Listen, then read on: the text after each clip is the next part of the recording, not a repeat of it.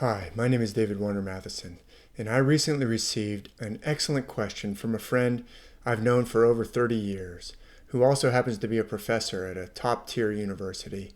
And he notes that while I am presenting abundant evidence to support my hypothesis that the world's ancient myths, scriptures, and sacred stories are all built on celestial metaphor, I have not directly disproven the null hypothesis. What's a null hypothesis? In the science of statistics and inferential analysis, the null hypothesis refers to the base case that is contradicted by the hypothesis that you're advancing, which is referred to as the alternative hypothesis. For example, if you're trying to advance the argument that the Earth is a spherical planet, an example of a null hypothesis would be that the Earth were flat. A good researcher would not only present evidence to support an alternative hypothesis, such as the hypothesis that the Earth is a spherical planet, but would also provide evidence that the Earth is not flat. In other words, in order to disprove or displace the prevailing assumption represented by the null hypothesis and advance an alternative hypothesis, you would want to provide evidence that the Earth is not flat in order to disprove the null hypothesis and also provide evidence that supports your alternative hypothesis. So my friend said he would like me to disprove the null hypothesis that he puts forward, which is that the stories in the Bible are in fact literal and historical, which is certainly widely believed, or even if it's not widely believed anymore that everything in them is literal and historical, it's still widely believed that they were originally intended to have been understood as being literal and historical.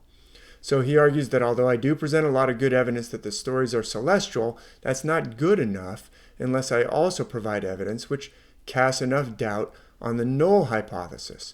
He points out that it is possible to argue that just because the stars reflect the events and characters described in the texts that we call the Old and New Testaments of the Bible, that doesn't prove that these episodes and figures were not also literal and historical terrestrial events and persons. In short, he asks, quote, "How do you reject my alternate explanation and your null hypothesis that unity of myth systems are actual evidence of the working of a universal Christian Holy Spirit on interpretation of the heavens? In short, why couldn't the Christian God put the stars where they are to enable the Holy Spirit to help everyone learn the same truths before the coming of Christ?" End quote. This is an excellent question, and one that I've actually been asked before. People who have been brought up to believe that the stories of the Bible are literal and historical events involving literal and historical persons often have asked me whether I think it's possible that they could be both literal and celestial at the same time. But until now, no one has ever actually raised this question in terms of the necessity of disproving the null hypothesis. And that's an important point that I decided was so important I'd make a video about it to address it. Now, one reason I haven't really gone hard in the paint on trying to disprove this particular null hypothesis is that I do not want to do violence to the beliefs of anyone. If someone wants to believe that the figures described in the Bible represent literal and historical persons, and that the events described in the Bible represent literal and historical events, then that's generally fine with me, as long as those who believe that do not then turn around and use those beliefs to do violence to others, to violate their human rights, such as the right to life, liberty, freedom, and all the human rights that are articulated in the Bill of Rights, such as equal representation under the law, and so forth. Now, it is an undeniable historical fact that men and women taking the Bible literally have used their belief in the literal historicity of the stories in the Bible to violate the rights of other men and women time and time again, and that men and women even to this day continue to make arguments based on a literalistic interpretation of the stories in the Bible, which do, even to this day, lead to grievous violations of human rights. However, just because someone uses their literalistic beliefs to violate human rights does not mean that everyone who has literalistic beliefs in the Bible violates human rights or advocates the violation of human rights. So if someone wants to believe in a literal Adam and Eve, in a literal Moses, or a literal Jesus, without using those beliefs to argue that violations of human rights are somehow okay, then I'm not running around to try and overturn their belief that these stories are about literal persons and literal events. If they want to believe that, I don't actually go up knocking on people's doors to try and change their minds about that. So therefore, if that describes you, and if you really want to keep believing that, and your belief is not leading you to advocate the violation of human rights of anyone, then go ahead and turn this video off right now and don't watch any of my other videos or read any of my many books on this subject or my many blog posts or my dozens of podcast interviews where I talk about the evidence that shows that the stories in the Bible, in common with all the other ancient myths and scriptures and sacred stories around the world, are built on celestial metaphor and are not intended to be taken literally.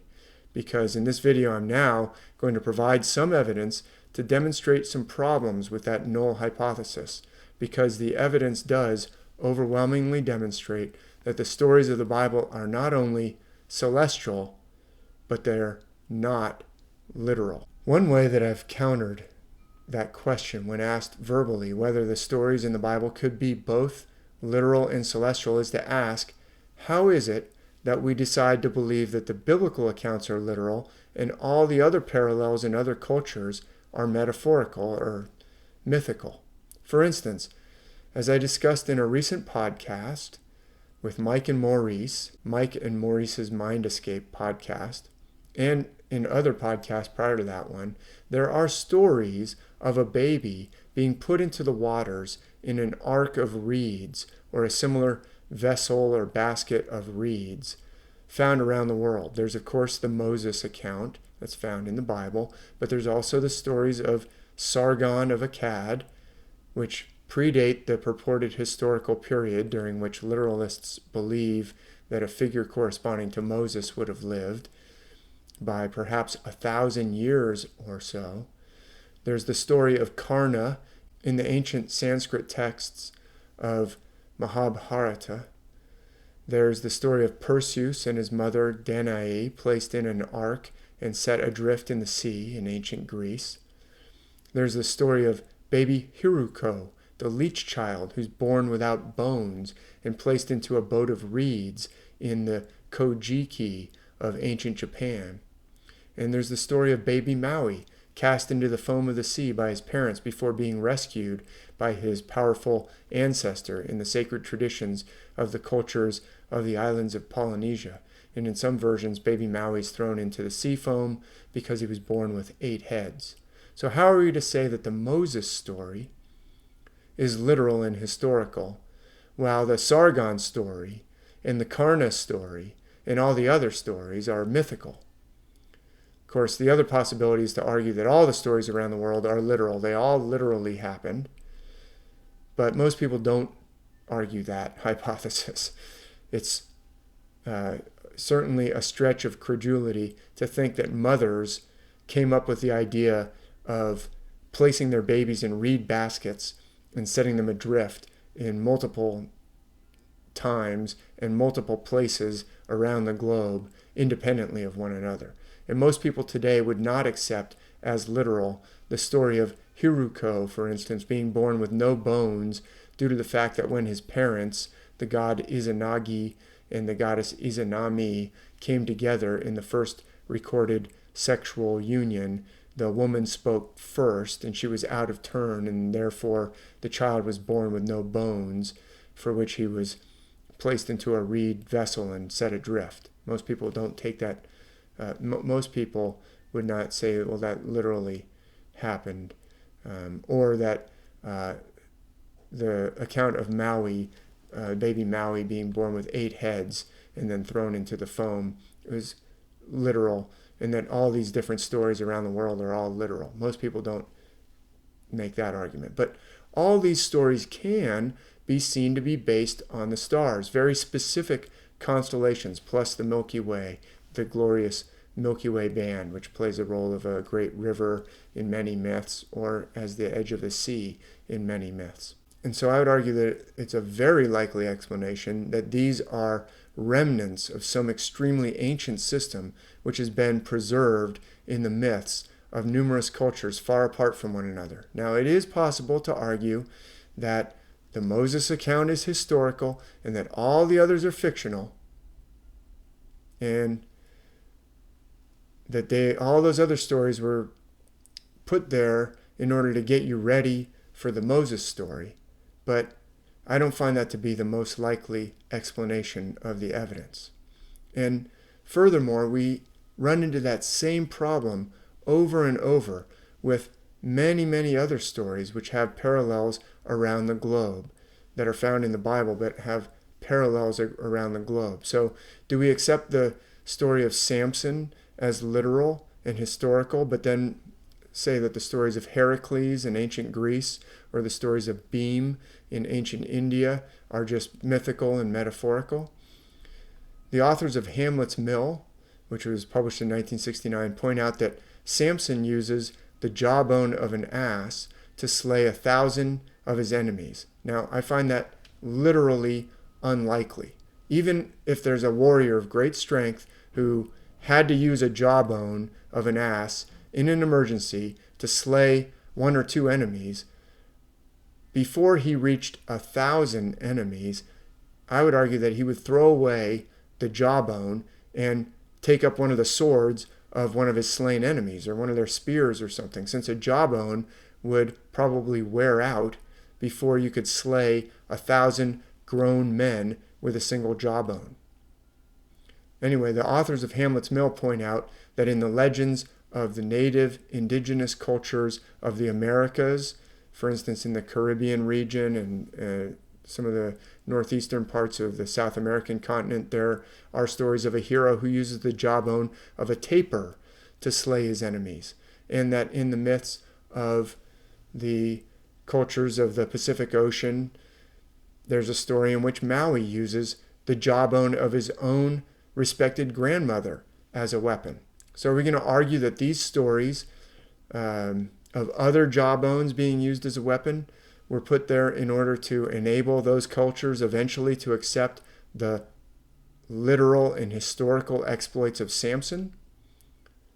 Or is it more likely that they're all based on the stars and these are all metaphors? And there are many, many other similar patterns which appear around the globe in different forms and also show up in the biblical accounts. There's so many, I can't even name them all in this video. There's, for instance, in the Odyssey, the shade of Tiresias, the ghost of Tiresias. Odysseus goes down to the underworld and he meets the spirit of Tiresias, who tells him to put an oar on his shoulder and walk inland until someone asks him why he has a winnowing fan on his shoulder. Now, that parallels the proclamation of John the Baptist in the gospel accounts that there's one who will come after him who's mightier than John and who will have a winnowing fan on his shoulder. So why should we believe that John the Baptist was literal, but Odysseus in his trip to the underworld was metaphorical or mythical?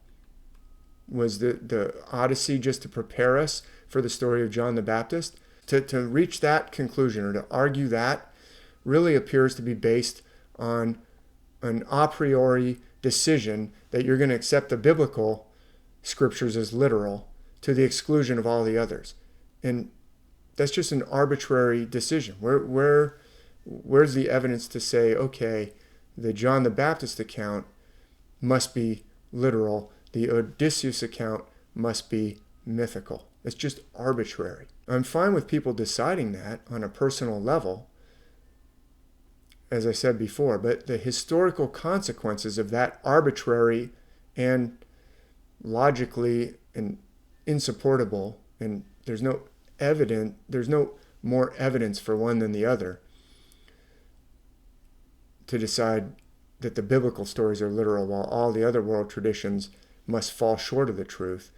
The consequences of that decision on a societal level have led to the extinguishing of countless cultures around the globe in the name of spreading the gospel, such as the deliberate burning of nearly all the Maya texts by the European invaders when they arrived in Central America. That's just one egregious example, but it continues to go on, and I'm not at all fine with that. So on an individual level, if you want to believe it historically for your own it somehow makes those stories more meaningful to you if they're history than if they're myth. On an individual level, if you don't violate the rights of others, I don't have a problem with that. But there's no evidentiary reason to support that arbitrary designation of one as mythical over the other. And there's so many other examples. The story of the birth of the Buddha, which virtually all scholars agree that the stories of the Buddha predate the publication of the New Testament Gospels by several centuries. The story of the birth of the Buddha is so full of parallels to the story of the birth of the Christ that one might rightly ask whether the Jesus birth story was based on the Buddha birth story, which came hundreds of years earlier. I have a video detailing some of the parallels between the story of the birth of the Buddha and the birth of the Christ that you can link to right here. Did those events happen at the birth of the Buddha and then happen again in another culture, in a totally separate culture a few hundred years later with the same old sage coming up to the parents? Did it just keep happening in different cultures around the world? Or are you going to argue that they're based on the stars for the Buddha story and that never happened, but they're based on the stars for the Jesus story and that did happen, and the Christian God was okay for hundreds of years with having people being Buddhists based on a celestial story, and then that was just to get them ready for the literal story of the birth of the Christ. That you could argue that as a null hypothesis, that the stories in the Bible, unlike all the others, are based on literal events, and the stars were put there to tell about those particular stories, and all the others were just preparation. But that's very arbitrary. It's obviously very, is based on a very Christian-centric view of the world. So, I think that's some evidence to show that insisting on saying that the birth of the Christ is literal while everything else was celestial is a pretty shaky argument to make. And additionally, as hinted at when I was talking about the jawbone incident, we can find many episodes in the Bible which make little sense if understood literally, but which make perfect sense if the stories are celestial metaphor. The story of Samson putting forth his hand to take the jawbone of an ass in Judges 15, verse 15, makes perfect sense if Samson, at least in that particular episode, corresponds to Orion, which puts forth an arm, reaches out an arm towards the V-shaped Hyades in the constellation Taurus, which looks like a jawbone, and Taurus can be shown to often play a long-eared ass in ancient myth, such as in the story of Balaam and the ass, as well as the story of Hephaestus, or Vulcan, who rides on an ass in the myths of ancient Greece. Slaying 1,000 men with a single jawbone does not seem to make much sense if taken literally, although it, I guess, could be argued that it might possibly be literal, just like you could argue that the story of Balaam and the ass that talks to him could possibly be literal. You could argue that Samson's exploit of tying 300 foxes tail to tail by their tails, tying them tail to tail, 300 pairs of foxes in a single night, and letting them loose among the vineyards with a torch between each pair is literal. It's difficult to envision that it happened literally, but you could argue that it happened literally, even though catching a single pair of foxes, even catching 2 foxes in a single night, might be pretty time consuming. But you could argue, for the sake of argument, that that was literal history somehow. That story's found in Judges 15, verse 4. But there are other texts which don't seem to work at all if they're taken literally, while they work quite nicely if they're understood celestially. One of these is the story of the visit of the 3 magi in the Nativity account. I've made a whole video about that. I based that on the analysis by the Reverend Robert Taylor in the early 1800s. The story of the Magi in the Nativity account, that story has the Magi coming from the east, but saying that they followed a star that they saw in the east, and then arriving in Bethlehem, which would be to the west of their land of origin by most interpretations, by most literalist interpretations.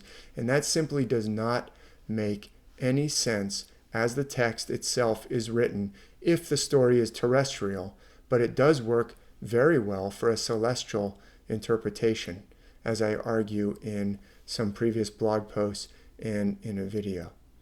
There are also texts, such as the one which says that Jesus rode into Bethlehem, quote, on an ass and on a colt, the foal of an ass. See, for instance, in Matthew 21, verses 1 through 7, which also refers back to a prophecy in Zechariah chapter 9, verse 9. It should be very obvious that no one can literally simultaneously ride on an ass and on a colt, the foal of an ass, unless perhaps you argue that they place one foot on the back of each of them, but even that would be very difficult to envision if one of the two was just a colt, the foal, and the other one was a full-grown, mature ass. But the texts make it very clear that there are 2 separate asses being spoken of, and in both the Zechariah text and the Matthew text, it is stated that he will be, quote, riding on an ass and upon a colt, the foal of an ass, end quote. That does not sound to me like a text that's intended to be taken literally. But as has already been mentioned, there are constellations associated in ancient myth with riding upon an ass. And in the constellation Cancer the Crab, there are 2 stars known as the ass colts, and that are important in some of the biblical accounts and other myths around the world as well. So I would suggest that it is much more likely that these texts are exclusively celestial and not literal, that they don't work as being both literal and celestial. And then there's also some pretty good historical evidence that there were groups and teachers in ancient times who were taking these stories esoterically and not literally. They were teaching that they were esoteric and not literal, specifically teaching that, prior to being violently persecuted by the literalists, who later came in and imposed a rigid canon and a rigid literalist doctrine through political power and gaining access to political power. That history certainly argues that these stories were originally understood as being metaphorical, and then the imposition of this literalist interpretation was a later development. And I talk about that extensively in my book, The Undying Stars, which was published in 2014, and also in my most recent book, Myth and Trauma. I get into it a little bit more in my most recent book, Myth and Trauma. But if you want to check out those 2 books, The Undying Stars and my most recent book, Myth and Trauma, you'll see an extended argument about that. I've also written about the historical texts that talk about groups such as the Therapeutic. In this blog post here, where I analyze this assertion by a later literalist Christian polemicist named Eusebius. He was actually a bishop, so very high in the literalist church in the ancient times. He appears to have made what Gerald Massey calls a fatal admission by revealing that these ascetic communities were discussing stories and practicing practices which are related to the gospel stories, but his pointing specifically to the accounts of a philosopher named Philo of Alexandria is what Massey calls a fatal mistake or a fatal admission, because that puts the establishment of these communities well prior to the dates that literalist Christians want to say that the literal historical Jesus was walking the earth. See, these communities that are described by the philosopher Philo of Alexandria, the Therapeutic, that Eusebius later refers back to, they were studying the scriptures, they were singing hymns, all these things that are talked about in some of the New Testament epistles. But Philo of Alexandria died in AD 50, and he probably wrote the texts that Eusebius was referring to, where he talks about the Therapeutic. He probably wrote that in around AD 40. Well, that doesn't give you enough time from the supposed date of the literal crucifixion and resurrection to the time of the writing of the Gospels and then the dissemination of this message down to Egypt, where the Therapeutic were, for there to be this long tradition that Philo is talking about. Philo is talking about communities that have already have this long established tradition of doing these things.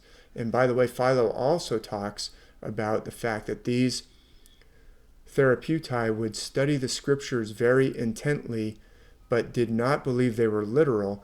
They would find the esoteric meaning of them.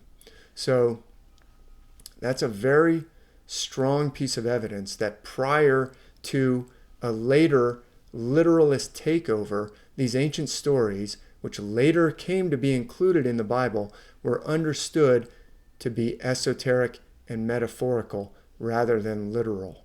So the accounts of Philo, who died in AD 50, are a very strong argument against the literalist taking these gospel accounts literally as referring to a period that goes right up to almost to the death of Philo. We also find an esoteric teacher whom we know as Paul, previously Saul, both of those names being celestial in origin with reference to solar celestial bodies, in each case Sol and Apollo. Paul, formerly Saul, never mentions any specific gospel stories in his letters, but appears to be teaching a strictly esoteric, internal, and Gnostic Christ. He even exclaims in frustration at one point, "Know ye not your own selves how that Jesus Christ is in you," in 2 Corinthians 13:5.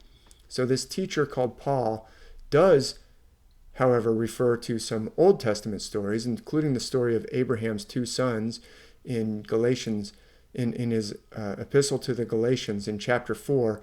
And he says quite explicitly, referring to the contents of that story about Abraham and his two different sons by two different women, he says, quote, "which things are an allegory," end quote.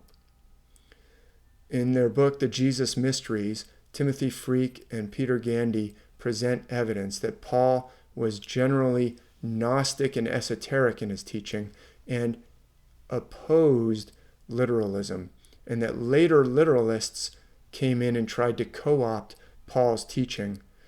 And a century before them, Gerald Massey made very much the same argument. even though I don't agree with every single thing that Gerald Massey said or all of his opinions, Gerald Massey made very much that same argument in a text that's full of supporting evidence that is entitled, Paul the Gnostic Opponent of Peter, Not an Apostle of Historic Christianity, as in literalist and historic interpretations of these stories. So there's probably some other lines of argument as well, such as a linguistic evidence. The divine name itself that we find in the scriptures of the Bible is linguistically very close to the name of the God of the heavens, the God of thunder, Jove of the Romans.